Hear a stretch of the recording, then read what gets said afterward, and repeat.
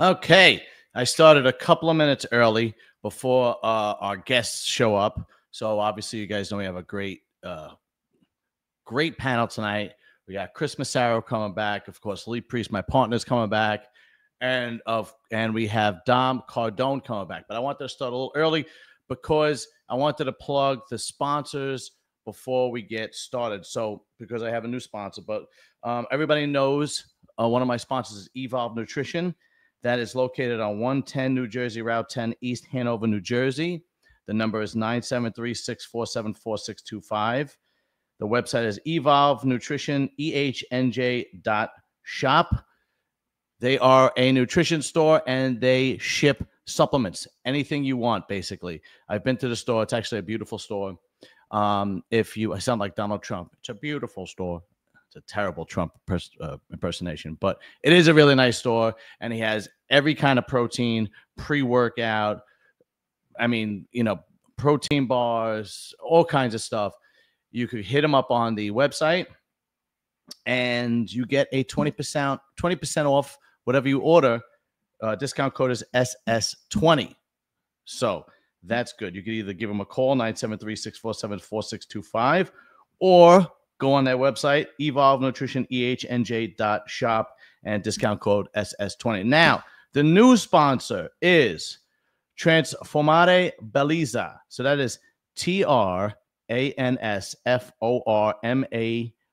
I know it's a big name. BELLEZZA. Owners is Danielle. Apparently, she's Italian like me. So, Transformare Bellezza, what it is? Okay, it's on East Hanover, New Jersey, 460 Ridgedale Avenue. What do they do? So basically, they are an all-encompassing beauty place for men and women. So they do spray tanning. They do laser lipo. They do laser tattoo removal.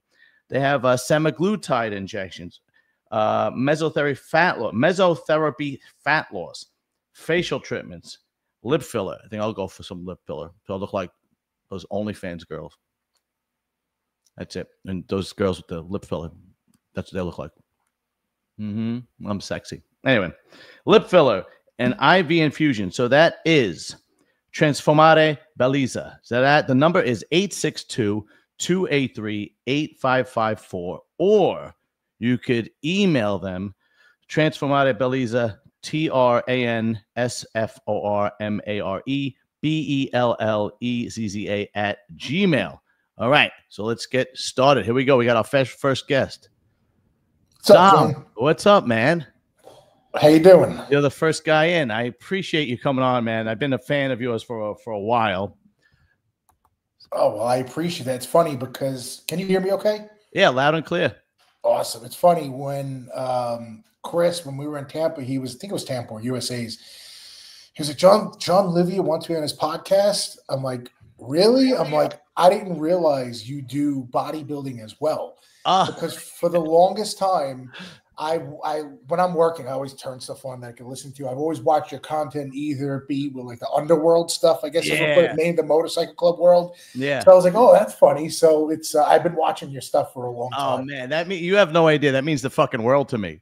It really does. When my cousin or my brother says, "Oh, I watched that one," it's like, well, of course, it's expected. But when you get a guy that you don't know that says, "Oh, I saw that stuff," I really appreciate it. I mean, it means everything to me. That channel has gone through. I started what's up, Chris? Sorry, we're just waiting for Lee. But that channel has gone through all kinds of stuff. So basically, I finally narrowed it down to like just interviewing people that don't fit well into society. So the mob guys, the biker guys, porno stars. I just had, which is a really good one, but it's not doing well. But I thought it would do better. I just had an author that wrote a book about Frank Matthews, this guy, right? Okay. And Frank Matthews, they called him the Black Caesar, and he was a huge heroin dealer in Harlem during the late 60s into the early 70s. And he wound up doing, selling heroin cross country. But then he finally got arrested. And the story goes that in 1973, he was arrested. He had $20 million in a savings deposit box. He skips bail, takes the $20 million. His girlfriend disappeared. Nobody ever saw him again. Wow. Yeah. Was that during the Frank Lucas times? Yeah, as a matter of fact, Frank Lucas stole a lot of his. Frank Lucas was a drug dealer, but not nearly as big as the movie portrays. Okay. As a matter of fact, Frank Lucas stole a lot of story from Frank Matthews, and he stole the story from Ike Atkinson. Do you remember when he started bringing in drugs from the dead bodies from Vietnam? Yes. That wasn't him. That was really a guy named Ike Atkinson. Really? Yeah. Wow. So I was always sold that it was Frank Lucas. Yeah, and it was actually the guy's coming back. The author's coming back that wrote this book is coming back, and his nickname was actually Sergeant Smack. That was his name in the street because that's what he used to do. No shit. You just posted that one a week ago. Yeah, like a week ago. Yeah. Okay, yeah. I haven't watched that one yet, but I saw that it was up on your channel. So, man, I appreciate that, man. Big Lee, what's up? Hey, not much. Just another day. How's the eye going, Lee? Oh, the eye's going good. I got something better than that now. So. Oh, Jesus. What happened now? Oh, I went to get one of those skin things checked and that, get it cut out for a biopsy. They called me yesterday. It's cancerous. Go fuck yourself. Are you serious? Oh, boy. Yeah, so, you got skin cancer? Like that melanoma type. So next Monday I got to go back in and get I'm not sure if I get the PET scan first or after, but they take a bigger chunk out, so they try and get it also it doesn't spread. What the hell is wrong with you, man? You got all kinds of shit wrong with you. Oh, blame the steroids.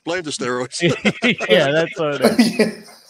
So or the KFC. Yeah, that's what it was. So Dom, if you don't know, Shooting the Breeze is every Monday night. We talk about bodybuilding, but we usually just chop it up and talk about all kinds of shit, either that's not related to bodybuilding. You didn't find a hater? Nah, not yet. Chris, how you feeling, man? Feeling good, man. Feeling podcast. What'd you say, Chris? I'm feeling good, feeling fed. That's all right. That's how you're supposed to feel after you turn pro and do your first contest. So, Dom, you're from Brooklyn originally, right?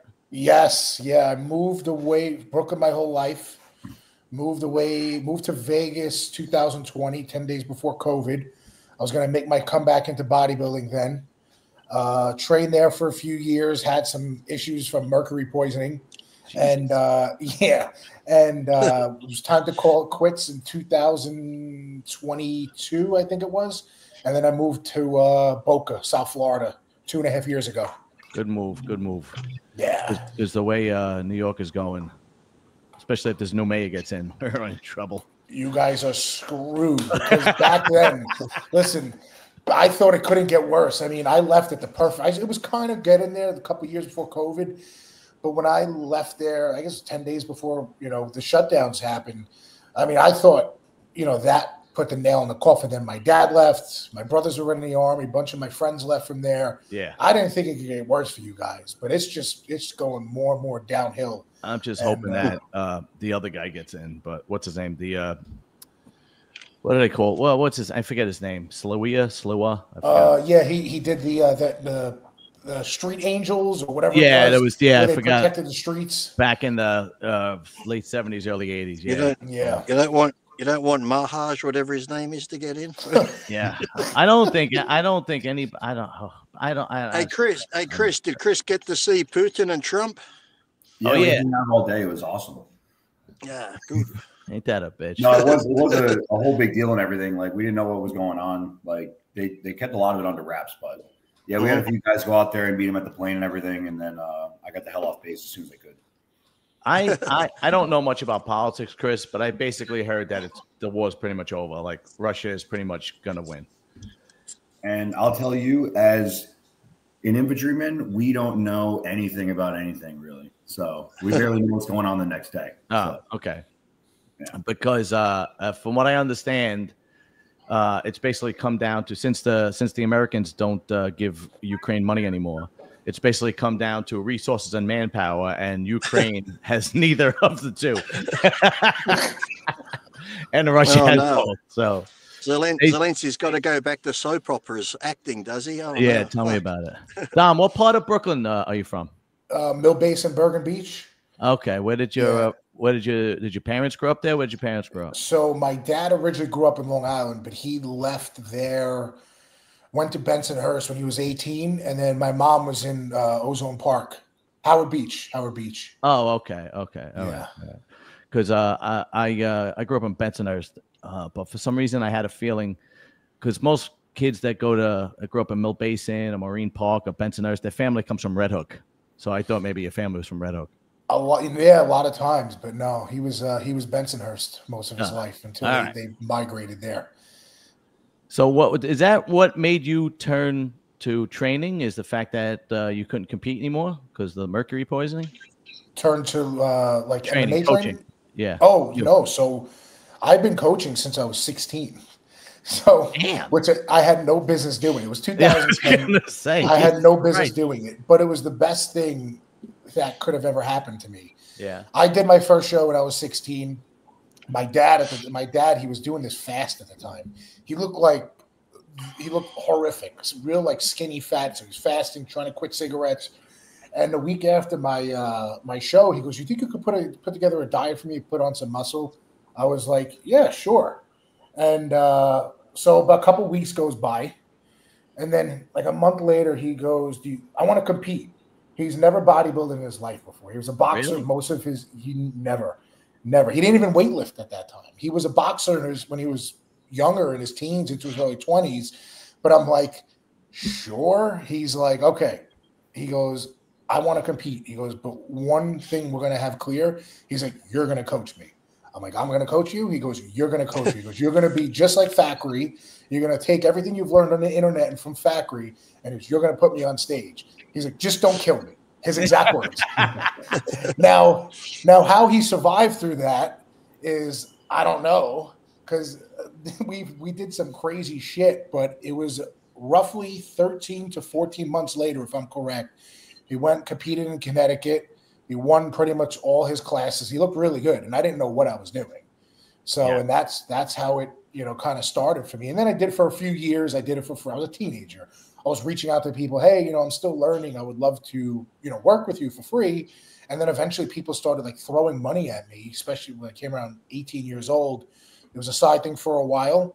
And then it was March 2018. I went into full-time coaching. Wow. Okay. That's impressive. I did not know that. Chris, did you have a lot of support from your family when you wanted to be a bodybuilder? Yeah, for sure. I mean, my mom was a nurse, so she kind of knew a little bit about like what it entailed, it scared her a little bit. She wanted to make sure I was being healthy and stuff. But no, for the most part, like, yeah, tons of support. I mean, my dad was always asking me like, "All right, so like, what are they looking for? Like, what do you got to look like? Why is that guy better? Yeah. So yeah, no, from the get-go, it was just, my family's super competitive, Yeah. So I know Lee's mom supported him, obviously. Not in the beginning. In the beginning, it was like, because I was only 13 when I said I wanted to do wanted to look like He-Man, she was like against it. "You don't want to get all muscular and veins and look like that, do you?" And blah, blah, blah. But once I got into it, they loved it and stuff. I still remember, I think my mum told the story. I was at some contest. I ended up winning, but my grandmother found out a judge gave me second place, and she had the judge by the neck with the tie, trying to choke him, asking him why he gave me second place. Can't beat family support. was your dad supportive? Nah, I'm surprised though, being gay. You think he would have liked to go to see all the men in oiled up really? Yeah. Might have been too much for him.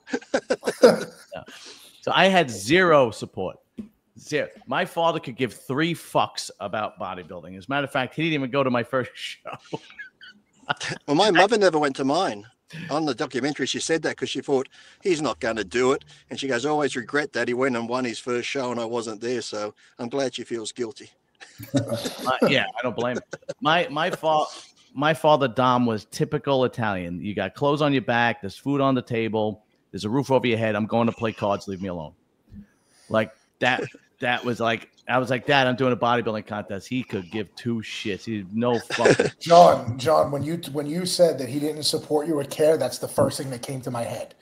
Because you're from New York. Even my dad didn't even know I was competing. I would stay in when I was in that. Well, he would work 7 days a week at the time, doing concrete, so he wasn't home much for a long time. My mom kind of knew what was going on, but I would stay covered up in the house with like hoodies and whatnot. And I remember my mom says the day of the show, she was like, okay, we're going to go to Dom's bodybuilding show. He was like, what? Bodybuilding show. He was like, in the thong with, all the oil. And she was like, yeah, that's what he's doing.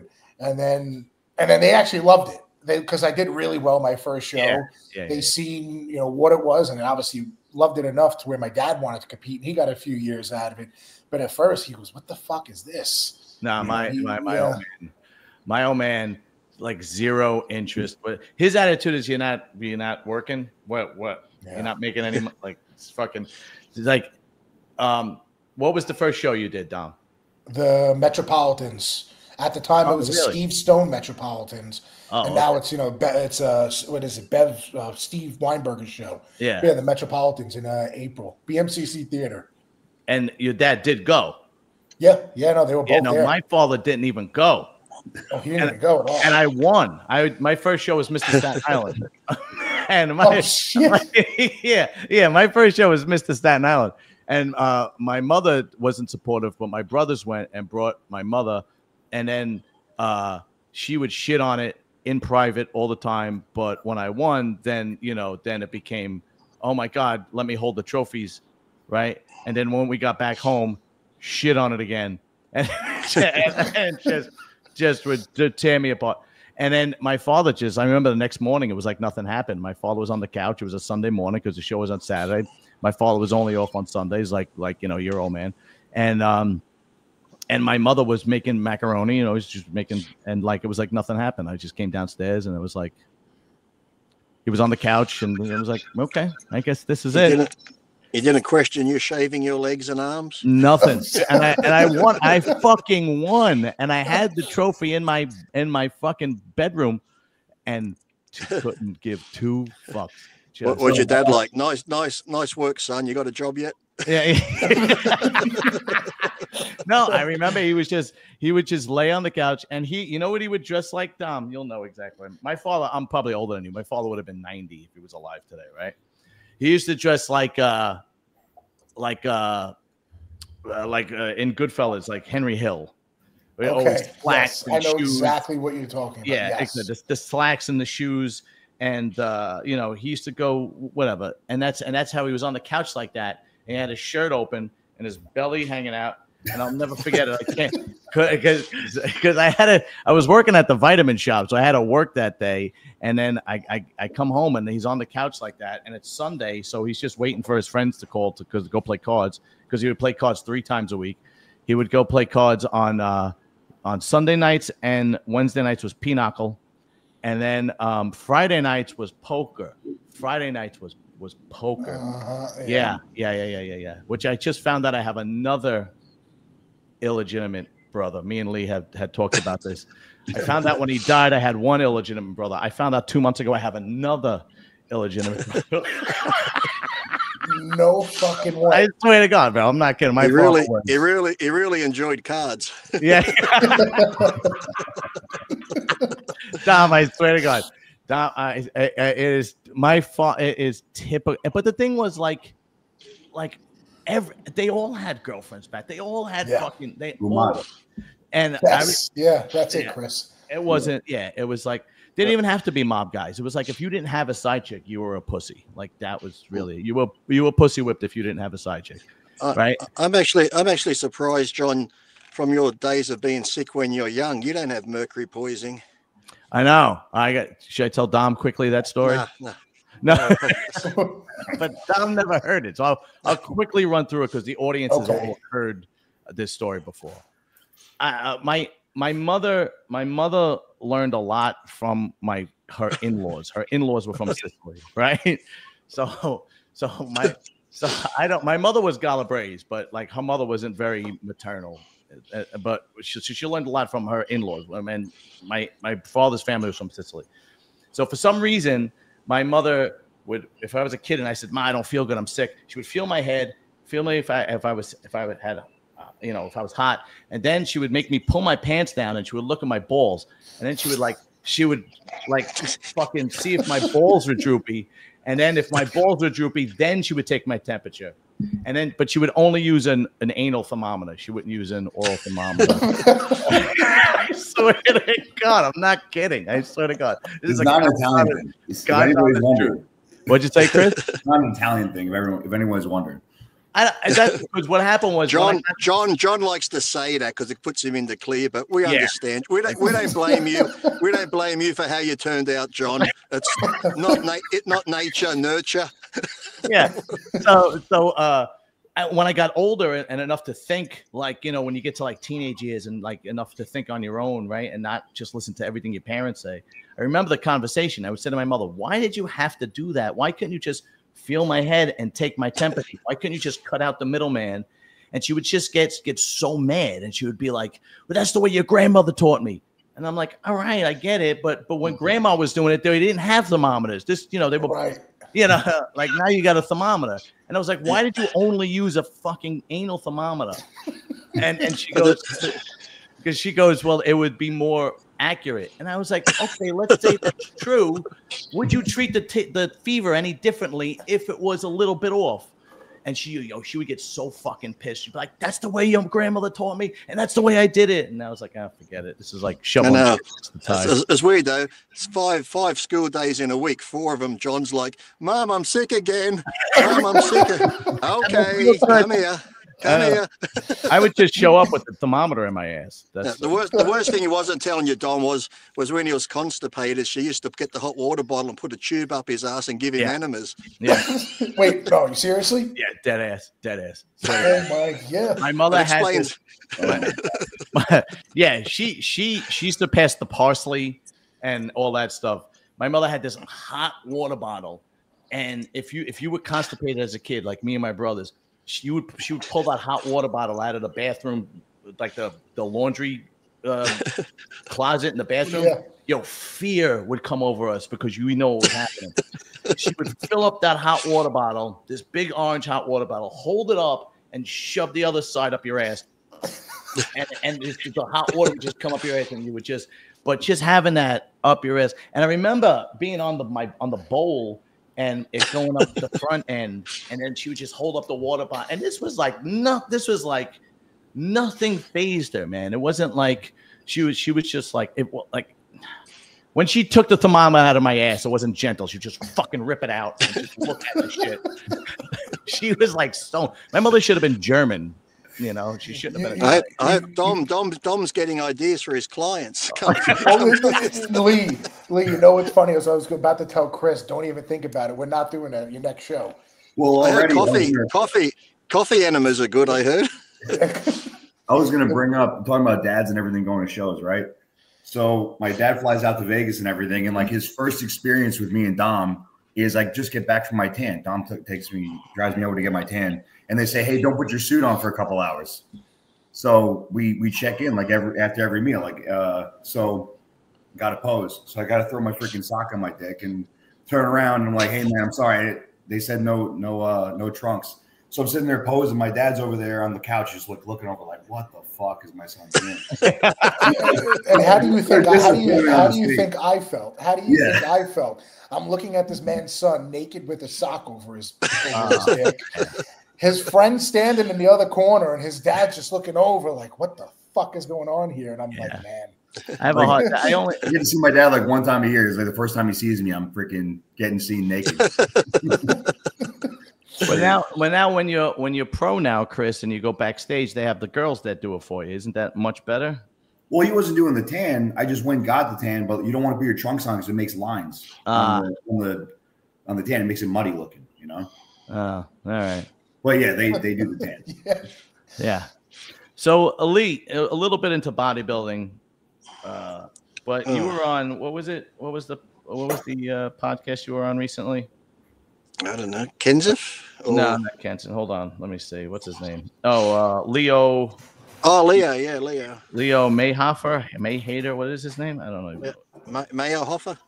Yeah, Mayerhofer. What's the name of his podcast? Overcome, is it? Overcome? Yeah, something like that. Well, anyway, I think he got a little bit mad at me. Did he? Yeah, he got in the Instagram post. He got a little mad at me because he put up like you and him talking about Andrew Jack, and he was like, apparently he was telling Andrew Jack, just come in shredded. And Andrew was like, when I come in too lean, I lose body parts. And so I put at the bottom on the Instagram, and Dom, I want you to weigh in because you're a coach. I agree with Andrew. And then he came at me on Instagram. Like, is this guy like a sensitive salad? But Andrew looked good when he won Texas, so he was hard there. I don't think he lost anything when he was in Texas. Yeah, I think his main concern is him losing his hamstrings more than it needs to be. But basically, so here's the exchange. Let me see. Where are we? He's gonna block you next. Yeah. Oh, absolutely. Yeah. There's no question about it. So, so I put Andrew is right, and he wrote Andrew should diet down because he will lose body parts ? So he just comes in 90% and never wins instead of trying. And I wrote, no, take the off season and put more size on. And then he wrote, that wasn't said in the reel, so it's confusing. So you want him to come peeled no matter what, or no? Should it be the major objective or no? And I wrote back, sweet Jesus, bro. All I did was agree with Andrew. I'm like, but what's the internet come these days where you might just give a nice opinion. It's not bad or good. You're just giving your opinion, and people jump down your fucking throat now. If it's not like what they go with, it's like in everything these days. If it's not their belief or their opinion, you're fucking wrong. You're a fucking idiot. You don't know what you're talking about. It's like, Jesus Christ. Anybody who wants to get into an Instagram argument, I already know what you're made of. Like, I already know that you're sensitive, Sally. And I mean, really, if you really gotta, like, I mean, you gotta hear some of the shit people say about me on fucking on my YouTube. Oh my God, they destroy. Oh, Chris, I've noticed you wear a bandana like me when you work out. Do they fucking shit on you for that? Because they destroy me for that. My dad shits on me more than anything. Really? You gotta see karate kid when you work out. You got to see the fucking. So one guy goes, "Nice scarf, bro," and I'm like, "It's a bandana." He's like, "Yeah, whatever," and I'm like, "Jesus Christ!" And then I had sunglasses on one, and he's like, first a scarf, now a bandana, and they just fucking shit on. I don't know, but anyway, Dom, getting back to the Andrew Jack thing, what do you think? Am I accurate or am I not accurate? So you do have a good point. Now, does he need to come in better shape? Absolutely. That Texas, he was close to 100% there. Yeah. But you're not far off because I've done this with clients where I just push them and push them and push them. And they were inside out looking, but they were clearly a lot flatter than they should have been. And that word's overused, but it could definitely happen, especially when guys are that big. You know, there's more. Right. You're not 160 pounds, not 180 pounds. There's a lot more that can go wrong. So do I think it has to be overcomplicated? No. Does it have to be approached in a quote-unquote smarter way? Absolutely. Because if it was that easy, then everybody would be doing it. But also, too, I know everybody doesn't really want to work as hard. But Andrew has also only been bodybuilding for 7 years, 8 years, something crazy like that. So that muscle isn't old muscle. So it will go. It's not like he's not, for the most part, when you have black guys that step on stage that are super round like that and big, they won't lose any type of fullness or body parts. But he's still kind of newer to this. Yeah. Even though it doesn't look like it with what he's achieved, it's an absolute legitimate concern. And I know what he's done with a lot of his preps because I know who he's worked with. And it's just tons of cardio, no food. Tons of cardio, no food. Works with some people. Right. But when you have a guy like that, you're not wrong. All right. Thanks. I appreciate that. He did the opposite.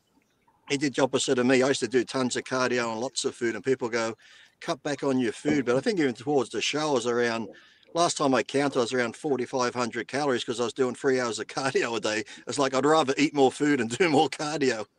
But you have a point, though. Like Thackeray, who was one of my first coaches and mentors, if you want to call it, he coached guys for over 100 pro cards. I mean, he was like one of the first online coaches, if you want to call it that. And it's funny, Lee, he had always said that, like with a lot of bigger guys, he would have them, and again, it depends on the person, he would have them do more cardio and more training and be able to actually fuel them more with more food. And his guys used to come in incredible shape. Incredible. You know? Who's this, Dom? Thackeray Mubarak. Oh, yeah. Yeah. Look, on that note, like, you said that was like later in your career, right, Lee? Pretty much from the beginning. I always do lots of cardio because whenever I got ready for a show, because I figured all I do is eat, sleep, train. I got the time to do it. And you know, when you get ready for a show, you're always like full of energy. Like off season, I can sit around and be a pig. Contest time, I have to keep moving, or I go walk the dogs, or I just couldn't sit still. So I had the treadmill. Joe Gold gave me a stepper for the house. So during the day after I'd like train fasted, then I do a bit of cardio after training, go have a meal, have a second meal. Then I do like another hour of cardio at home while I'm watching a movie. Then I might go back to the gym in the afternoon, train again, do some more cardio, come home, 2 more meals, then do another hour of cardio at home, then have another meal and a protein drink before bed. Just because like I said, you got that much time on your hands. All I do is sleep, eat, and train. Like I said, I'd rather do more cardio. That way I never woke up hungry. I never went to bed hungry because I was getting enough food in doing the cardio. Even Arnold said to me, he's like, why are you doing so much cardio? He goes, why don't you just train longer? That's all we did. We used to train for 2.5 hours or more. We never did cardio. I'm like, well, I'm sort of doing a bit of both. Yeah. You know, times change. You know, eras change. Yeah, during Arnold's time, you fucking worked out 3-4 hours a day. You know, then and Lee's time came along, and you know, Mike Mentzer and Dorian Yates changed all that, and you did more cardio and trained harder. And now everybody's got a coach. Everybody and their grandmother's got a coach, and like it is what it is. Things change. The times change. Well, when Dillette lived with me, Dillette was always funny because I always say to Paul, you come to do cardio, and Paul hated cardio. When he did, he'd just be walking like this. He'll get up a bit of speed, Paul, but then he'd just be chagging. So as I'm leaving the house each time, I'm like, you come to do cardio? It's like, no, but turn the air conditioner up. I'm like, why? He goes, I just took more clenbuterol. I'm fucking sweating. I'm hot. He goes, and like I tell people, like, you know, back in the day, Clen and all these different things, L-carnitine, fat burners work. But I still believe nothing's going to get you in shape like fucking hard work. You can have all the growth hormone and other stuff to assist you, but doing the hard work is what gets you into fucking shape no matter what. Yeah, the worst is when you have somebody that knows nothing about it. And that's me. I knew nothing. I just did what worked for me. Yeah, right. I just did what worked for me. No, I mean like nothing. Like my friends at work that know nothing and just say I'm on steroids, and I'm like, yeah, that's yeah. Because that I think that's my biggest gripe on. I guess I don't want to say just the whole working out, fitness, social media thing today is the justification and the glorification of steroids. Everybody is on steroids. You walk into a gym, most people in the gym, even if they don't look like it, are on steroids. It's never, and again, I don't want to be like, oh, the back of my day guys, but it's true. Every conversation is pretty much, it's not about training. It's not about nutrition. It's, you know, what are you taking? You know, what's your stack? And it goes into that. And it's like, I do miss the times when it was a taboo thing. And it was reserved for mainly competitors. And listen, you had guys that were not competitors taking them too. Yeah. But again, I quote him all the time. Fackery said this a long time ago. He was like, there's going to be people, this is 10 years ago.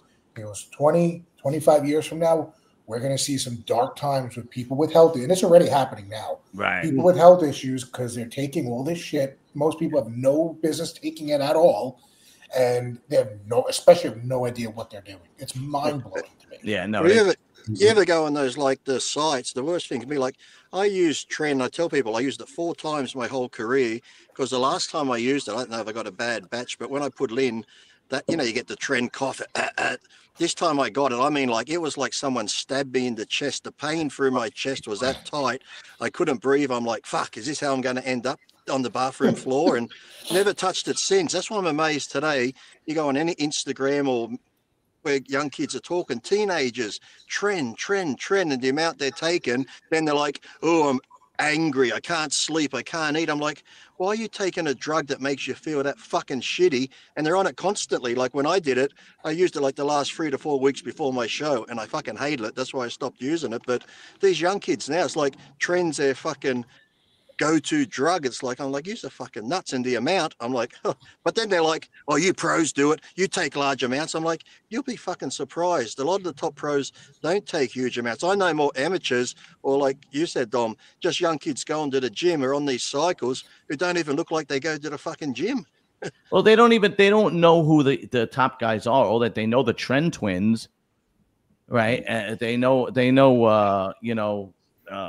Sam Sulik, or they know, but you ask them who Samson is, they have no fucking clue They know C-Bomb and the Trend Twins. That's what they and the only pros that they know are the ones that they see people talk about on TikTok or Instagram. So then they take what these people say, who are usually selling something, and take what because everybody knows what the pros are doing, right? Everybody has the secrets. Everybody has the secrets of what all the pros are doing somehow. They take what they say, they blow it up in their head. Oh, they have to be doing it. I saw it on TikTok. Yeah. And it's a shame too, because I started bodybuilding very young. I turned pro very young, and I've gotten to know a lot of the top pros throughout my career. Worked with some of the best coaches, and a lot of them will come to me to work with me, and they don't want to hear what I have to say about it. Yeah. I'm like, and my track record with coaching is pretty damn good, and it's a shame too, because it's like I'm not lying to you, and it's they don't want to hear anything different. I got into an argument like on that Leo's podcast, because on there I was talking about when I use SUS 250, and I'm just going by what's on the bottle where it says 100 milligrams of this testosterone, 60 of this one, 60 of that one, and 30 or 20 of the other one. So I'm thinking adds up to 250. So if I take 2 mils, that's 500 milligrams. This guy comes on, wisely got a lie. He's not taking 500 because of this and that. It only total 380. No one can build a physique on 380. Why do these pros have to fucking like? This argument just kept going. I said, mate, I've never lied my whole career about what I've used. I've always been honest. I've been honest about my whole life, no matter what it is, sex, whatever I've done, sexually, my family. Oh, why you got to bullshit? I just Googled it again. And I live over here in Germany, and there's no way you could get big by taking just 382 milligrams of sus, and you say you only took 3 Dianabol a day. You're all lying. I'm like, mate, I said, then tell me what I'm taking. Tell me what I'm using. Tell me my amounts, because you seem to know. He's like, I don't know, but you're a liar. I'm like, oh, fuck off. I think a lot of people, and Chris weigh in on this. I think a lot of people look at guys like Lee in his prime, or they look at Ronnie Coleman or Kai Green, and I'm using these guys specifically for a reason, and they don't realize that the God-given genetics that these guys have, guys like Lee, Ronnie, Kai, they're literally 1 in a billion, maybe 1 in 3 billion genetically gifted people that literally could look at weights and grow. And they don't realize that what the genetics also do is how you respond to the stuff. There are guys that could take like 250 milligrams of testosterone and just blow the fuck up. Lee, what was your first cycle? What did you say? You took Deca for like? Well, I trained from the age of 13 to 19 naturally, and I've always told people, if you see me at 19, there was those photos of me like the Australian bush where I look very lean and symmetrical. And just before I turned 20, probably like 3 months before my 20th birthday, I did a cycle of Deca, just, the good pharmaceutical Deca, 200 milligrams a week, and I put on 20 pounds. So if you see the photo when I'm 19, but then just before I turned 20, you can see the difference when I went on the gear like that. Nobody puts on 20 pounds of muscle it just from 250 milligrams of Deca, except guys like Lee Priest. Go ahead, Chris. What do you think? I mean, yeah, I completely agree. And to go back, like it frustrates me as both a coach and just someone that people are going to come over and ask. And like, hey, first thing is, what are you taking? Where they are going into like, they're taking 75 different peptides. And I'll ask, and like, yeah, of course they work, right? We all know that they work. But I'm like, hey, how's your training? And everyone right off the bat, oh, no, my training's good. I don't need any help there. Yeah. I'm like, okay. And then I see them in the gym and they train like a pussy. And they're also training with absolute dog water form. Like it's everything's like you can't just yank on shit and hope that muscle grows. And then you can't just yank on shit, take a bunch of gear, and then expect to grow. Like everything everything's got to be precise and everything. And the diet, you ask them about food and then forget about it. They're eating like 2 meals a day, and like some of them are like taquitos from the gas station, and they're wondering why they're not growing. And why they look like shit, they're covered in acne and all this kind of stuff. So it's like, yeah, like 100%. And you talking about genetics too. Like, yeah, I mean, if you're even a pro, you probably have pretty damn good genetics. Like if you asked Don where we started back in like January, like genetically, I don't know a whole lot of people who can make that kind of transformation. Like. Yeah, and the reason why I picked Kai and Ronnie is because those two guys turned pro without. They were natural. That's when right. They turned pro. 100%. Yeah. Yeah. That's right. And you saw what they looked like. Right. They were natural and then turned pro, and then they finally turned to the dark side and fucking wrecked everybody. You know, it was. And just because you got your genetics to start doesn't mean you're going to respond well to the gear either, because that they both got to happen too. Because I've seen people with genetics and still they don't respond very well. Yeah, you know? Yeah. No, it's Dom. Have you ever had the opposite happen? I've had the opposite happen where everything is like people that have no fucking clue. Everything is a steroid, like creatine, you know, like whey protein. I've had that happen too, where everything's a steroid, and it's like the stupidity. I am starting to believe, and I'm gonna make some enemies here, but that's okay. Today I joined Gold's Gym in Teterboro, New Jersey, and it's a really good gym. Before that, I was going to Signature in Belleville, and I was going to LA Fitness in Clifton. Now, both of those neighborhoods used to be heavily Italian, but just like every other neighborhood, they changed, and now they're mostly Hispanic, okay? I am starting to really believe that there is an IQ difference between Latin Americans and European Americans, because it fucking baffles me how they have no clue about anything and how you could be in the gym this long and not absorb or not know anything. So like this one guy comes over to me with a heavy accent. I think he just came from fucking not Venezuela, Guatemala, some shit like that. I don't fucking know. I don't have time to. Did you call ICE? Did you call ICE? I was waiting for it. Yeah, I don't have dice. I don't have time to dice up his section. So he's like, you know, how do I put weight on like you? And I was like, you got to eat. And he's like, I do eat. So I was like, well, what do you eat? Tell me what you eat in the morning. When you wake up in the morning, he goes, you know, in his accent, he goes, I have toast with tea. And I have an egg, and I'm like, you're eating the same thing you did in fucking Guatemala. You're just bringing it here. Like, you have to adapt. There's no adapting. You know what I mean? And if they have no clue about anabolics. They have no clue about supplementation. They have no fucking idea. And they peacock.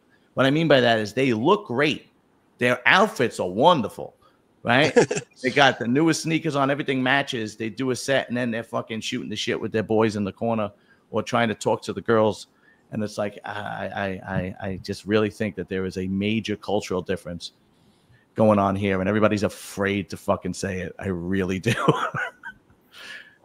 It's okay, Dom. I understand that you have a business to run, and you can't really comment on that. I'll weigh in on the cultural difference. I mean, like, for sure, you got to think that there's old world and new world. I don't mean like the old world just being like Europe or whatever. I think it just means like some people are brought up and they're still like in mommy and daddy's house, and they have, you know, they're just naive, you know, completely naive. And it baffles me too, as someone who, I don't know, I thought everyone was on YouTube and researching all the time. I didn't think I was like the only one. You have Instagram, and then I asked, like, hey, like, I was asking one of my clients, he's like 18, like, do you guys go on YouTube and watch videos? He's like, no, my generation doesn't. They just don't do it. I mean, before I even did a show, my first coach / mentor, Jason, made me buy like the anabolics like textbook from Amazon, and I like read it front to back. People just don't do any research anymore. But then on top of that, if you're from like a different culture completely, you're not going to do that, you know? Yeah. Well, and Chris has a good point. Like, I've been saying this for a while now. I mean, me and Chris got into this very young. We tried to learn as much as we could from a young age. As anybody that's, for the most part, our age that's been successful in some way in the sport or any sport or business. Today's society as a whole is pretty fucking dumb. They are. They have the access to everything. Everybody has one of these. Everybody. Yeah. Everybody has one. Everybody's on it. And listen, I know there is such thing as too much information out there. Yeah. But how do you know nothing? Like, I had an inquiry from a 17-year-old the other day, 17 or 16-year-old. Part of his thing, he writes, I know everything about diet and training already. So my head, that's why I was on my phone. I was looking for it to show you guys. And in my head, I'm like, and I saw what he looked like. He looked like he'd been in the gym for maybe a day. But you hear these, I have interactions with like this all the time with people. And it's anabolics aside. right? Maybe it's best people don't know about them. Right. I don't even want. I don't. If I try to tell people, don't take them unless you really have to, because there's a lot. I have friends that have had kidney transplants. I have dead friends. It's a legitimate risk that comes with these things. So I'd rather people not know about them. But to get into something and not, maybe it's hard for me because I love to learn about whatever, anything, either it be motorcycles, either it be MMA, bodybuilding, video games, whatever it is. I like to learn, but how do you have a phone, but you don't have a basic understanding of anything, but yet you want to do something in whatever space it is that you're trying to do? It baffles me. It baffles me because it's like you're not making any progress. And I see it with my own eyes. When I'm going to the same gym for 3, 4, 5 years and I see the same guys not making any progress, and they just don't, they have the form down wrong. It's just a fucking shit show. And like, I don't understand how you can come to the gym every day. And I really do think that a lot of people that go to gyms like Crunch or Retro or LA Fitness, or forget Planet Fitness, I don't even fucking, consider them. I really do think that they just want some place to go, like, and because they don't train right. They have no clue whatsoever about nutrition, about training, about anything. It baffles me. Okay, I understand you don't. Lee, I got to take a piss. Keep it going. I'll be right back. But don't you find that's like in all walks of life too now? Because you can watch Fox News, CNN, blah, blah, blah. One newscast says one thing and then somebody just runs with it. Such and such said this. It's like, well, okay, you might listen to it. Go do your research. And then also, depending where you research, they can be biased too, sort of thing. But that's why you should really, really look into things and find out as much as you can, because so many people get into, I always said that, like I said to John before, it's almost like we're devolving as humans. We're going backwards wherever it comes to race, religion. I remember when I was living in America back in the 90s, that it didn't matter if you like Republican or Democrat, you'd still be friends, you'd get along. Now you have people hating family members because you voted for Trump and this one voted for that, or now it's because of different religion or race again. It's like race is becoming this huge issue where it's like, I was around, like you're going to have a couple of racist bastards here and there, but when I was living there, everyone got on. No one gave a shit where you come from, what background cultural you were. Everyone got along great, but it's like the media now, and everyone's fallen for it, the old divide and conquer it.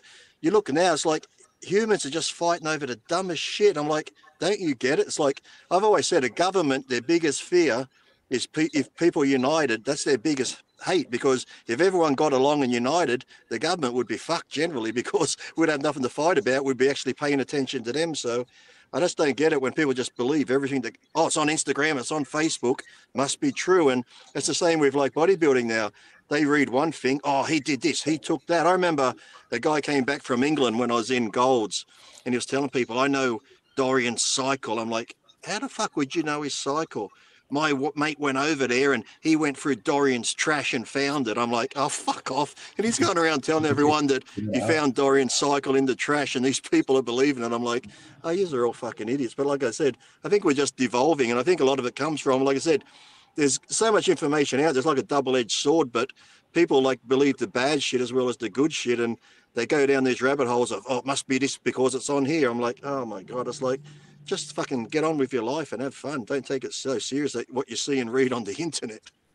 And then I was going to say this is the reason why coaches like me and Dom from the era before are going to, I think, continue to be successful, because while we're watching all these people doing this science-based bullshit and these guys just taking here and doing all this stuff that doesn't work, we're kind of just sitting over here just like, all right, watching them all not get results. And then come over, and that's how we stay in business, Like, all right, so I hate spewing out crap, and I don't back myself up because I know I'm going to get called out with the IQ thing.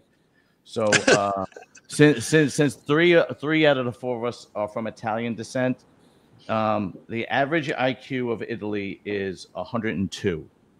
All right, so let's just pick average IQ of Dominican Republic, because I don't know any other fucking Hispanic ones besides that. Hey, I'm Scottish Irish. Can you find out what I am? Yeah.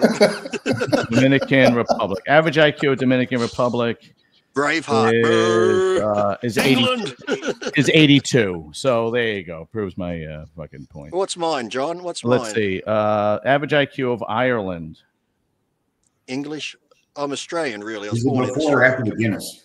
Yeah, but what's your you didn't come from Australia. What's your Scottish, Irish, Scottish and Islander from way back. average IQ of Scots is 97. Oh, well, I did an IQ test. My wife made me do one, and I was 137. Get the fuck out of here! Really? Yeah. Wow. There is something. Even got the papers to prove it. The funny thing was when I went in there to do it, because she's like, go do one, because I always say I'm stupid.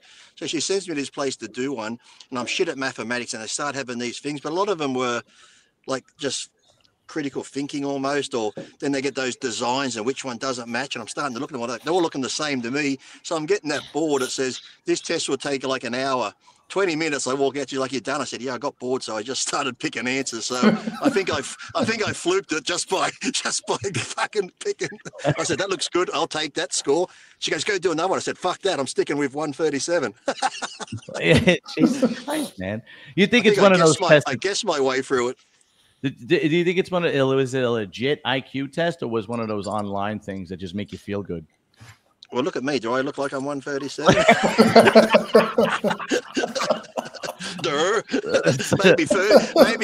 maybe 37. They just added the one to make me feel good. I'm a fucking retard. What are you talking about? Yeah, join the club. Oh, we have a strange. I did pro bodybuilding my whole life. That tells you my fucking IQ. That's a good point. A strange request. I would have been a pilot if I hadn't fucking had a brain. Well, yeah. If I had a half a brain, if I could do it all over, I would definitely go into heating and air conditioning. Yeah. That would definitely be today. That's a great business. Yeah, because I mean the amount of work that you get, it's almost doesn't stop. Oh.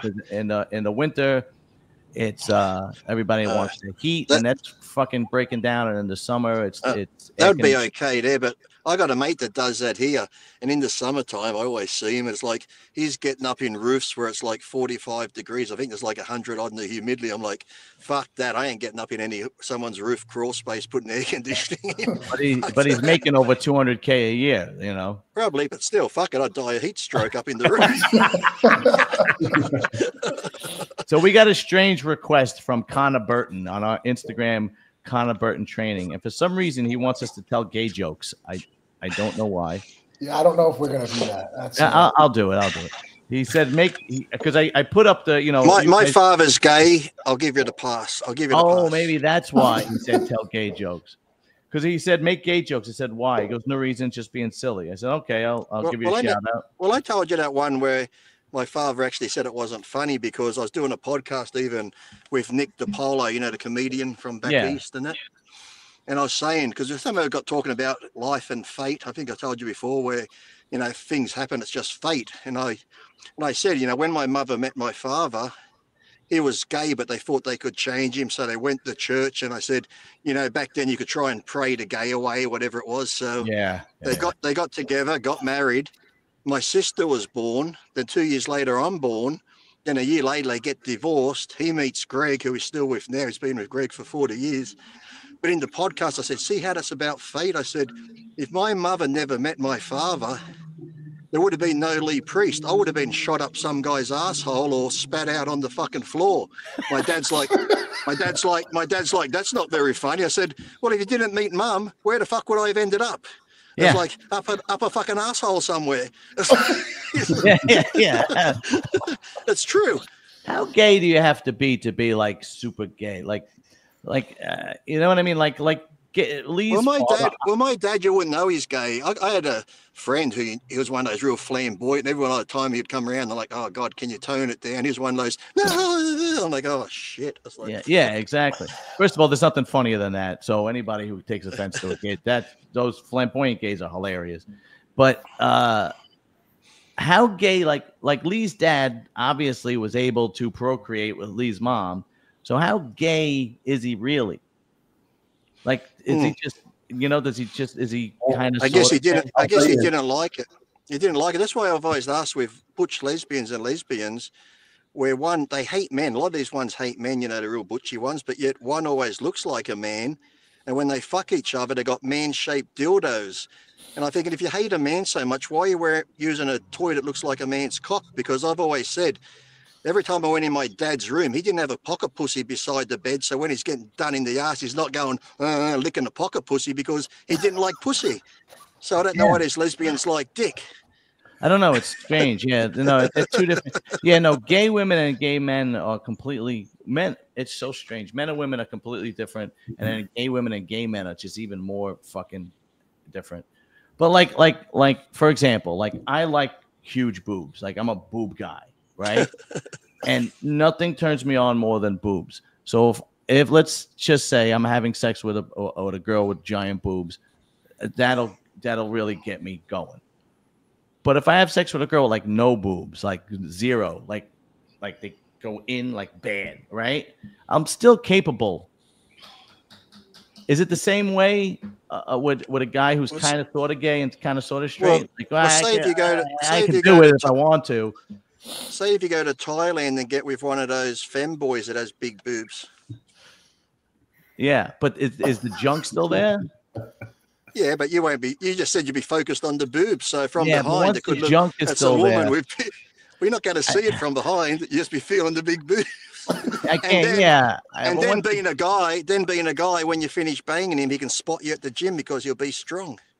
That's a good point. But you know, if the junk is still there, then I'm out, right? But if you could, you shouldn't have been in the first place. There you go. it took the junk to get you out. Well, if somebody's really committed to being trans and they cut the junk away and put one of those artificial vaginas, you're going to give it a go, are you? How would you really know? You know, I love when you say one of those like they're at Costco or something. You go pick one up. Yeah. You know? How would you really know if they don't tell you? I'd have to look different, wouldn't it? I've never seen one. I'd have to look and feel different. It definitely does not look normal. I've never seen a fake one or artificial one. Or does it look like those girls who get those big fake lips? Does it look like that just turned sideways or what? So it's funny we're actually talking about this is because my brother, I'm in like a group chat with him and some of his friends from the army. My brother goes, "Look at the group chat," and I look, and it wasn't a good group chat. But nobody, you don't know what he means. You army guys, Chris, the stuff you talk about. It's fucked up. It's fucked. So I open it. It's a video, and there's blood everywhere. I'm like, what the fuck is this? Oh. It was some random video from the internet of a guy getting his cock cut off and getting the surgery to make it. It was I don't really get grossed out by things. This was one of the most disgusting things I've ever seen. Yeah, if I have to watch that, I would watch out of interest because I actually saw one who did do the change, but they said the worst part was when they get it done, they have to get like a prophylactic, like a dildo, and every day, a couple of times a day, they have to put it in there so it doesn't close up and heal shut. It's basically an incision, and if you don't keep it open, it's gonna heal. Yeah. Yeah, that's basically what it is. I didn't get that deep in the rabbit hole. Yeah, no, it's the truth. I forgot who was doing you got to go back and watch more, Dom. There's more to come. I'm missing out over here. There was a reality show where I forgot who it was. This is a few years back, and the girl finally went through the guy finally went through the whole change, and he was going to college, and the mother was getting mad because she didn't use the thing that separated it to keep it from fucking healing back up. Bastard. Yeah. Mother's like, where's my cucumbers going again? It's like this thing that they got to use to sleep at night to keep it fucking open. But how do they? There must be some operation, because you'd have to move the pee hole. You'd have to do it. It'd be so fucking. Like I said, why can't you just be gay with a dick? Like, why complicate it? Just I agree. I agree. Just be gay and have a dick, and believe me, there's plenty of gay people. So now I'm interested. I'm going. What my Google search this afternoon is going to be. What's it look like? And I'm going to send them to you, John. Yeah, great. Then my therapist. Hey, you did get turned on by that stormtrooper photo, didn't you? I knew it would get you. I did. Dom, I had a Lee likes to tease me. I had a dream my dick was a stormtrooper. It was a no, not an actual stormtrooper. But aren't you glad you come on this podcast, Dom?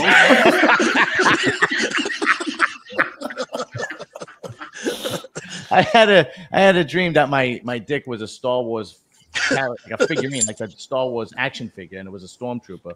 But the thing couldn't even stand upright. Every time I posed it stand up, collapse again. That was my dream. This all stems back to your childhood, mate. I'm sure.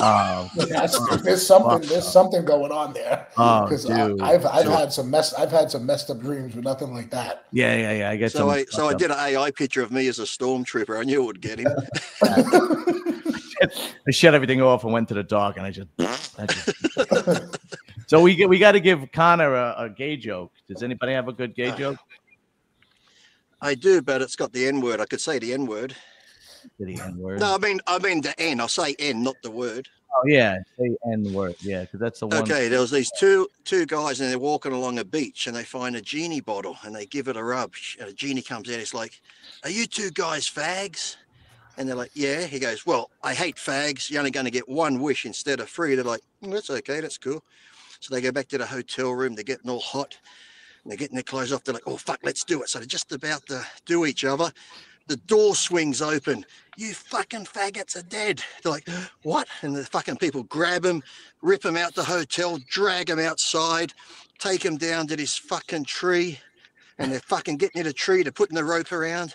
And one guy says to the other one, "Hey, is this a good time to use that wish?" And the other gay guy goes, "I already did." He goes, "What'd you wish for?" "I wish that we were both hung like Nick." Aha, that's pretty. That's really a black joke when you really turn it. That covers the gay, racial, and everything joke. That's really one of those colored guy jokes, people of color jokes, rather. That's man. You're gonna turn me into Joey Swole and get me. It could have been. Well, it is a gay one, but it's a sick one. All right. Oh no, it's not really gay, is it? It's more.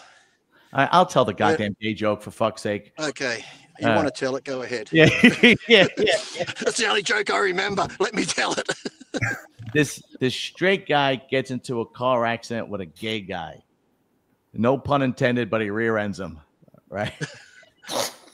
The gay guy jumps out of the car with all the damage, and he starts yelling at the straight guy, going, "Look what you did, you son of a bitch.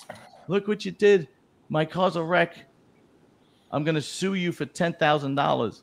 And the straight guy goes, "You better suck my dick." And the gay guy goes, "Well, if you want to settle out of court." Here's one. Here you go. I got one for you. Right. 2 gay guys sucking each other off, and all of a sudden something happens. So one gay guy goes to the doctor. He goes, "Doctor, I was giving my boyfriend a blowjob and his dick got stuck in my fucking throat." And the doctor's like, "Get out of here. That can't happen." He's like, "It did. I was sucking him off, and all of a sudden his cock is still stuck in my throat." The doctor's like, "Listen, I've been a doctor for years and years. This can't happen." He's like, "I'm telling you the truth. It happened." The doctor's like, "Prove it." So he goes, "Ah, that's fucking nasty, dude. That's disgusting. Can you wipe your mouth now? I'm going to puke. That's worse than what Dom was telling me about." All right, so Dom, what do you got? What do you got going on? Who are you training next, and what shows? Any pro shows coming up that you're training people in? No pro shows coming up for this year. This year's actually a little bit slower with guys competing. Everybody's kind of in the mode of just improving and getting ready more so for next year. I mean, I have a lot of amateurs competing this year, but not any pros off the top of my head that I remember that are competing this year. So, but I do have a lot of amateurs. I do stay very busy with what I do, but yeah, one of this year is definitely a bit slower in terms of having guys go on stage. I don't like to put people on stage just to put them on stage. Right. Hey, I have a good question for you. Everybody thought that Justin Shire was really gonna do some damage when you see his progress pics and you watch his YouTube, and then he didn't do so well in Tampa. What would you do to get him to get up to that at least second tier elite level category that he's been trying to get to the last few years? So I was actually there in person at Tampa. Okay. He needs a lot more size. A Mm. lot more size. I mean, listen, his shape is phenomenal. I mean, it's great, but he does need. I think he was only 225 pounds, which again, weight to me isn't the end of the world. Like I coached Ross Flanagan, he won the Cali Pro and placed third in Toronto 2 years back at 224, 225. So weight isn't the end of the world, but he needs a lot more size. But what also points out, what really stands out to me is his backside. Aside from size, he really needs to get that back, which I know he struggles with, is the conditioning, especially from the back area, the glutes, the hams. But he definitely needs a bit more time to develop and put on that meat because when he's standing next to some of the guys at the show, he kind of got lost, And of course, the conditioning could have been better, but his shape is phenomenal. He just needs more time. And if I'm correct, I believe he had to take some time late last year, early this year. Yeah. My timing may be incorrect to fix some gut issues he had going on. Yeah, that's right. That's right. Well, what would you actually recommend? Well, I know you can't. You got to know the details, but what do you think could actually? Because you got to remember too, he is 37. I know he only started bodybuilding at 32, so it's young muscle. But he's not a young dude where you say, "Oh, you got plenty of time to grow." No. What would you actually say to him or try to get him to do in order to put that size on? That's the thing. I don't know what he's doing. Right. What has he been doing in terms of the gear, the eating? From what I know, he's great in the gym with the training aspect, and he's only been at it for so long. But one thing I tell everybody is you don't know. Like you could look at him and say, "Wow, he could be so good," right? But time with most guys say something. How much more? What's his genetic ceiling on how much more muscle can he put on? Some guys hit a size and they don't grow anymore, regardless of what they do. So I don't know what he's doing to be able to give like specifics on that. But he definitely, without a doubt, just needs to add more muscle tissue, but without ruining his lines either.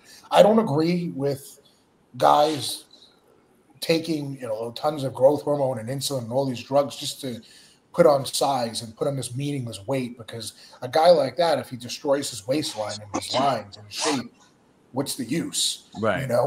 So it's just, he just needs more time. And again, I don't know what they're doing behind the scenes, but. Right. Chris, here's a question for you. It's an Andrew Jack question because Andrew's up there too. How old is Andrew? 38, 39?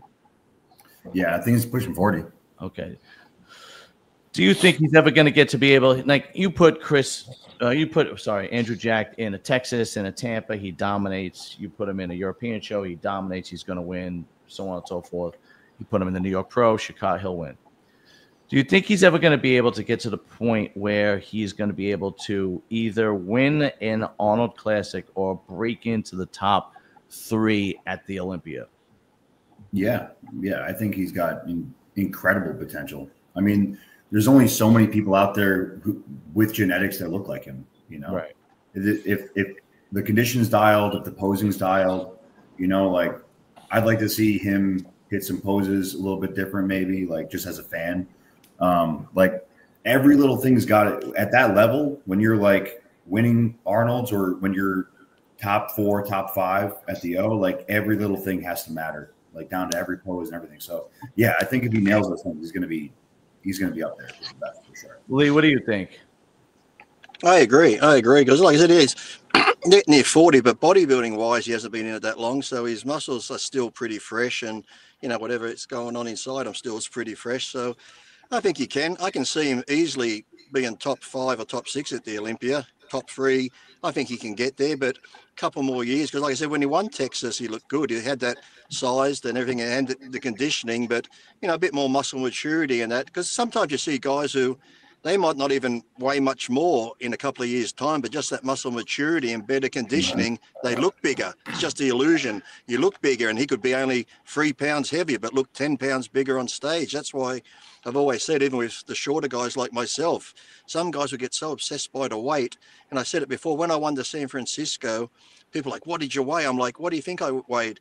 230, 235. I was 199 pounds. but people thought I looked 230, and Chris got second, who was 260. So if you can get that conditioning, that's why Clarita, when he's on stage, he doesn't look 180, 186. You just mesmerize. If you got the shape and the muscle bellies and that, and conditioned, weight shouldn't be a problem. If you come in conditioned, you're going to look big. And that's why I said a lot of these guys that come in 280 because they want to be 280 or 275, I'm like, maybe if you come in 270, you're going to look 290. You come in 280, you're a bit soft. You're going to look soft. So you got to find that fine line and balance to where you really look good. Dom, what do you think? So I absolutely think he can, because number one, he hasn't been at it a long time, that long. Mm-hmm. Two, from conversations with him, he never really pushed the envelope in terms of the gear. So from a health standpoint, I assume he's pretty damn good. I just feel like if he had a little more direction in terms of off-season and pre-contest, and like Lee said, if he comes in peeled to the bone and, like Chris said, poses better, he will be a problem for without losing, without becoming too stringy because he is tall. He will be a problem for a lot of guys because a guy like that in true conditioning at damn near 100%, he's going to look even bigger. And with the way the posing, standing next to other guys, they wouldn't be able to stand a chance. As long as he plays his cards right, he'll be good. And Lee brought up a point that I love. Nobody really says that, but I got this from guys from Lee's time when he was competing. I don't care about weight. Weight is nothing but a gauge. You can look like a completely different bodybuilder in 2 years and maybe have no change in weight. So it's just more of a time and getting some proper direction for Andrew. Can it happen? I absolutely think it could happen. Yeah. I think it can happen. I don't think it will happen. And let me give you my reasons. Winning in Arnold is more difficult now because we've seen a lot of first Olympians and second place, third place Olympians come into the Arnold to win, to try to prove a point, like Derek did, like Hadi did, like Samson, and so on and so forth. So unless the lineup doesn't include those top guys, he could probably win. But if they do, I think he's not going to be able to. And to me, once you put him in that mix, and like he's broken the top five. I think he's came in fifth before. Yeah, right. I think he's coming fifth in the Olympics. So. I think once you start talking about first, second, third, and possibly fourth, I think he's going to lose because it exposes his long limbs and his lankiness. Where you got guys like Derek, Hadi, Nick, Martin, Samson is one of the very few guys that had the potential to fill out his frame and filled it out. I don't think Andrew's ever going to be able to fill out his frame. I mean, I might be wrong. I hope I'm wrong. But I'm only saying that because he's had the time to fill out that frame. And we've never seen him really fill it out. And I don't think it's easy. I don't think he's 6'3". I don't think it's easy to fill out that frame. Like he could dominate any other lineup, but to break into the top three when you got to go against guys like Hadi and Derek and Nick, even it's just as good as Derek is. The size. Hold on, Lee. I'll let you respond. The size and the conditioning and the amount of muscle those guys have on those frames. It's a lot more difficult for Andrew to compete against those guys because Derek and Hadi's shape really isn't bad. It's not bad shape. It's good shape. You want to argue Nick's shape isn't as good. You could say that, but Samson's shape is phenomenal. And those guys just are stacked with muscle and they come in great conditioning. I think it's going to be very difficult for Andrew to do that. Go ahead, Lee. Yeah, but as good as Derek and them are, if I put Andrew from Texas, for some reason, him standing there with that X frame, I prefer that look over Derek's. Even though Derek's won the Olympia and won the Arnold, to me, Andrew's just more eye-catching for some reason, whether it's his height or his small waist or how he stands. Like I said, if he can just get that condition and add a bit more to it, for some reason, I think he looks better than Derek. So I think it will come down to what the judges like on any given day, because sometimes, the judges have a criteria, but sometimes I think even judges, until the day of the show, they don't know what they're looking for until it comes out on stage. Then they're like, okay, we're going with this contest, or we're going to judge how that looks. So I still think he has a chance to get in the top three of those shows, no matter who's in it. Once he's achieved and, filled out his frame a bit more and got his conditioning right, I think he can be a bit of a problem for anyone up there. Well, only time will tell. One more bodybuilding, because I don't want to skip on bodybuilding questions because I have Dom here. Dom, do you think Samson will be able to repeat this year? He will only repeat it. And I actually saw a clip, I think it was yesterday, the day before. He said his sole mission is to come in peeled out of his mind. And I loved hearing that because he has more than enough size to him. If I heard, oh, I'm going to try to come in a little bit, why? Why do you have to come in big? You don't have to come in bigger. Again, and now his type of body, he's huge. His type of body, he can push the cardio, push the diet. He's not losing any muscle. He's so round. Again, he has that, you know, some people may take this the wrong way when there's black competitors like that with super round muscle bellies. White guys don't look like that. Yeah. They have trouble losing fullness or losing size. Can he repeat? I 100% believe he could be. One, because he's had more time. Like Lee just said before, the body does change when you do things the right way and it can move positively. But if he focuses on conditioning, which has been pretty much his biggest knock for the most part in the last few years, he'll be a problem for a lot of guys, for pretty much all of them. What do you think? Will he repeat? That's the thing is, I can't say it, you know, guaranteed because I don't know what is he really doing. Now, him saying he's going to be peeled to the bone sounds great. Now, will he do it? I guess we'll see. You know, will he repeat? That's the problem with a lot of these guys. You don't know. You don't know. It's like sometimes it's such a crapshoot on how they're going to show up. Yeah. What do you think, Chris? I think a good sign of how well he can look on the O stage was how he put up some pictures of him during his health phase and how much size he's able to retain during that health phase is a good sign of how much size and density you'll be able to retain while you're doing that extra cardio, while you're pushing the condition a little bit more. And when you have that level of like hardness and density and everything that comes after years, then you can push that, you know, and still look freaking huge and keep that size on. At the same time, now you got Derek with a new coach, you got Nick coming in and everything. There's more factors this year. Hottie's had a whole bunch of rest, but then Samson's had more rest because he didn't do that Pittsburgh and everything like Derek did. So I think it's gonna be interesting, but I'm really excited to see the way Samson looks this year. Gadley, what do you think? You think he'll repeat? Yeah, I think he can, but you know, still Olympia's up in the air. You still got Derek, Hardy, or Samson are the free runners. Nick, you know, if he gets everything right and the others were a bit off, Nick could take it. So I think it makes it exciting that we don't know who really can do it. It's just going to be on the day who comes in their best. But, you know, Samson always seems like he's just trained by himself and with his wife, Marlena. So even having Quinton there for a few weeks, him helping Quinton, which I think is pretty cool, even that might just motivate him more. Those two feeding off each other, training might just push him that little bit. And sometimes when you're that good, that little bit makes a big difference. So maybe that's a good point. Yeah, that's a good point. So that could even help him. I just remembered a good family joke for you, John. Okay, go ahead. Okay, it's the end of the year. This girl wanted to go to the formal. So all her friends are going. So she goes home and says, Dad, can I go to the formal? Her dad's like, if you suck my dick. She's like, Dad, you're my dad. That's fucking disgusting. No way. Goes upstairs. The friends are texting her, you going, you going. Dad won't let me. Let me go ask him again. Goes down. Dad, can I go to the formal? I told you, if you suck my dick. Fuck that. Goes upstairs. Friends are texting her, you coming, you coming. She's like, oh, let me go ask him again. Goes down. Dad, I need to really know now, can I go to the formal? He's like, if you suck my dick. She's like, okay, fuck it. So she goes down on him and she comes up. She goes, she goes, that tastes like shit. He goes, yeah, I know. Your brother wanted to borrow the car. I heard that. I heard that joke only with I think it was Obama. I heard the same joke with Obama where it was like Obama says to Michelle Obama, you're the ambassador to Iran. And she's like, I don't want to do that. And she's like, well, you better suck my dick. So I'm not sucking my dick. Was that what you're the ambassador to Iran? And she's like, fine, I'll suck your dick. And she comes like, oh, it tastes like shit. And he goes, well, yeah, fucking Joe Biden didn't want the job either. See, I don't get into politics, you know, it causes too much trouble.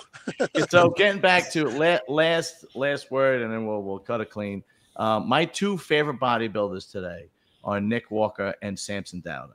And I want to see Samson repeat, and I would love to see Nick win in Olympia. I'm just not going to put anything past Hadi because Hadi, I've never seen a bodybuilder that hates losing as much as Hadi hates losing. Like he's ready to like he fucking hates losing, and I know that he is going to like do everything in his power to come and bring his best this year.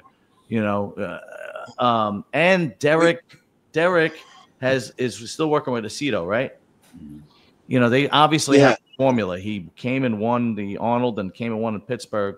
I don't think he's going to make the same mistakes as he did in at the Olympia last year. That's why I think the thing with Hardy too, do you find if you're from America, you know, yes, you get your fans in America, but you got to remember with Hardy, he's got the whole fucking country behind him. So that's right. when he loses, imagine going home where they've got a big statue of him. But even when he got runner-up before or third, they still treat him like a king. But yeah, you know, if he doesn't win, whoever beats him, you better turn off your fucking inbox because you're going to get blasted. Whoever beats him. So that's the thing. Like we go to a show. We don't want to upset our fans, a couple of fans in our family. He's got the whole country behind him. So you can tell why he going all out. He has that drive to, like I said, he's like a hero in his own country. That's right. Yeah. Plus, we haven't seen anybody, you know, repeat it since Big Ramy. So as much as I want to see Samson repeat, because he is like literally my favorite bodybuilder, him and Nick. Those last pictures, I can't say definitely he's going to repeat. Those last black and white pictures of Nick, I know the lighting's different. We all get good lighting and that, but he's looking pretty damn good in those pictures where he's showing his leg and that. That last progress pic of Nick is just freaky insane. Where he's just standing there pulling his shorts up. Yeah. It's like holy shit. And I know it's the internet. We get lighting, and that's like I said on the podcast the other day. I stayed at a hotel in Sydney a couple of days ago, and you walk out the bathroom, it's got that little hallway lighting in front of the mirror. I tell you what, looking at that, I could have won the 212 just by myself.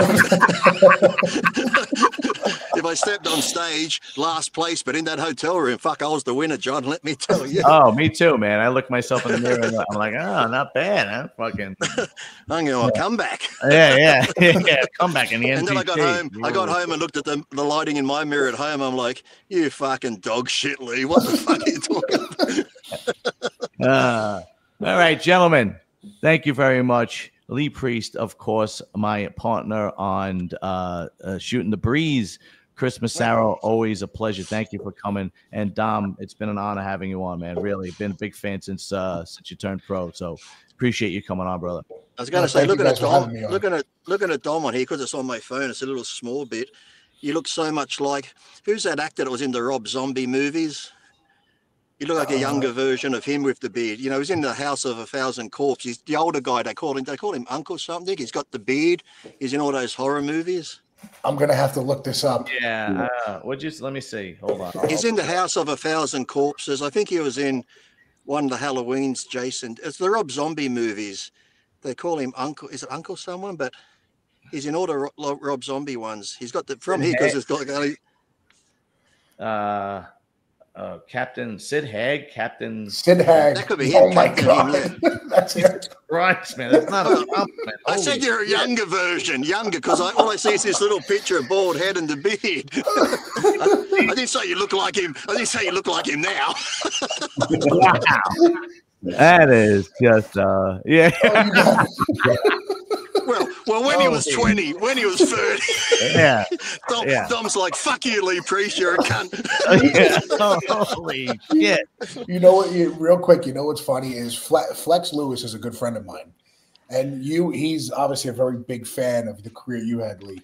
He is the biggest ball breaker out of my whole friend. Oh, the biggest ball. That is something that he would say, except he would say, I look like him now. So I hear your accent, and I'm like, see, looking at it, it's exactly something he would say. I think it's part of the English and Australian. We just talk, we put shit on everyone. Well, John knows I do. John's like, oh, fuck, Lee's coming on again. I'm going to get fucking roasted. Yeah. One time I had to throw Lee off after an hour. Yeah, he kicked me off the show. I would love to know what Flex Lewis's opinion of Keon is. Keon, I think Keon's going to win the Open one day, a couple of years' time. I think that's what it takes to win. Because that's always the big 212 argument right now, discussion. Who would win? Flex in his prime or Keon. And I'll be honest with you. In my opinion, I've never seen a physique like Keon in all the years I've been a fan of bodybuilding. I've never seen a God-gifted body like that in my life. I think the closest would have been Flex Wheeler back in the day, probably. Yeah, right. Like I've never there is nothing, everything is just perfect. Like if you drew a picture of a bodybuilder, you would draw him. John, you were talking about genetics. He is the epitome. I mean, I remember seeing what he looked like natural. Everybody accused him of steroids. I know for a fact he was natural. Yeah. He is, when I look at his physique, like you just said, that is pretty much the almost perfect bodybuilder. There is nothing. There is nothing. What do people say? Oh, his abs are a little distended. His abs are actually separated a little bit. So he pulls a vacuum and it goes away. The guy is just phenomenal. God, if he keeps his head on straight and he has the work ethic, he could be the next Open Mr. And he's doing the 212 this year. But even look at him now. If he came in dry, let's just say he came in Clarita hard, he would be in the top 5, I think, this year in the Open, just with his shape and proportion. Yeah, Dom, he was like 3 pounds less than me when I stood next to him. He looks like he's 30 pounds heavier than me. He's huge. So we saw him in Vegas. He's huge.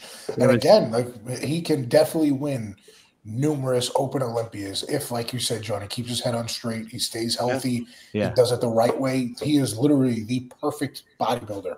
And I think if he does go into the Open and he gets himself good people around him, I don't know much about his background or I think he could be that one guy that dominates like a Phil Heath or like a Ronnie, because as much as it's fun now to see, we don't know who's going to win. Yeah, I kind of miss those days of the dominant guy. You point to that guy and go, "That's our heavyweight champion." That's our fucking full of bodybuilding, whatever. Well, like I said, him in shape. Like I said, if he came in shape every show, he would win. The only way he would lose it is if he came in off, because who else is going to match his proportions and symmetry? He'd only have to lose by defeating himself. I couldn't see anyone coming out of the woodwork beating him for a long time. Yeah, absolutely. All right, guys, listen. Have a good night. Thank you. Much love and respect. And I will be in touch with all of you guys. I'll see you soon. Talk to you guys soon. Later. Bye.